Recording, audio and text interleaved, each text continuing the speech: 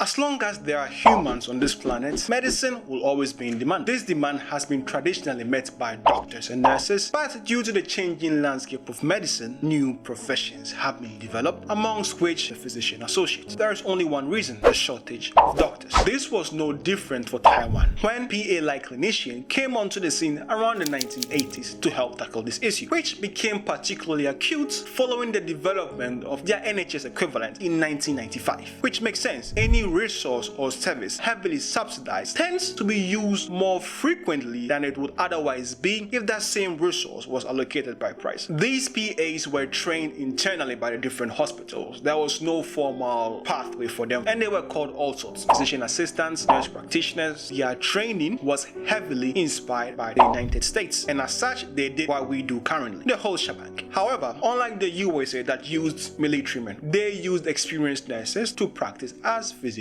assistants. 17 years into their introduction, 60% of all hospitals had practicing physician assistants. The homies were going really strong. They were cruising. With their growing numbers, they needed to be formally regulated, their training to be standardized, and national curriculum. Rings a bell? Fuyin University sought to do this by establishing the first physician assistant program based on the USA model. This was going to be 3 years in duration with didactic and clinical placements, 1,224 hours, 3 days in the classrooms, 2 days on the field.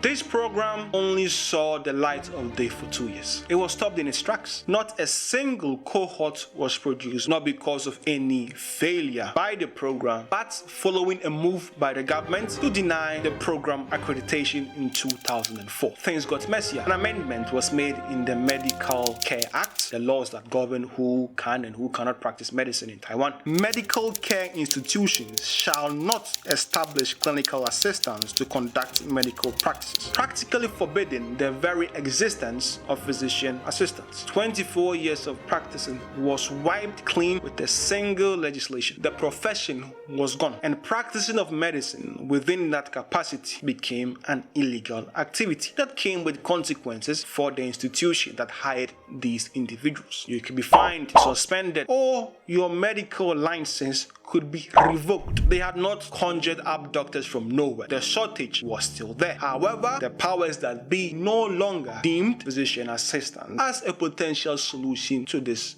problem. The program was shut down. The existing physician assistants and the physician assistant students were sent to the nursing department, encouraged to become nurse practitioners, a 6-month course with 504 clinical hours. Currently, we are not regulated, but fingers crossed, this is most likely a stone thrown away. Our university programs are recognized as legit, unlike our bros in Taiwan. However, if 24 years of practicing can be ended, brought to a sudden halt with a single legislation, it can only mean one thing: this profession of ours is at the mercy of the system. And I don't like this reality one single bit. All it would take to get rid of us would just be for a negative event to happen. Something like a medical scandal with appropriate media coverage, public outcry, and some well-placed lobbying groups. Whew, will be a thing of the past. You might think I'm exaggerating, but you can ask doctors how medicine has changed before shipment and after shipment. Their punishment was the MDT, just to bring them down a notch. You can't get rid of doctors. It's impossible. But you and I, we will be the easiest decision a politician ever took to save their dying career. They just have to use buzzwords. Regardless of how important and how amazing we do our individual jobs, we are not essential to the system. I don't like saying it, but it's the reality. If physician associate were to vanish today, the healthcare system will not collapse. They'll complain of pressures on doctors A, B, and C, but they'll still get down to business. You see where I'm coming from? But what do I know? I'm just speculating. It's your boy OT, and I'm out.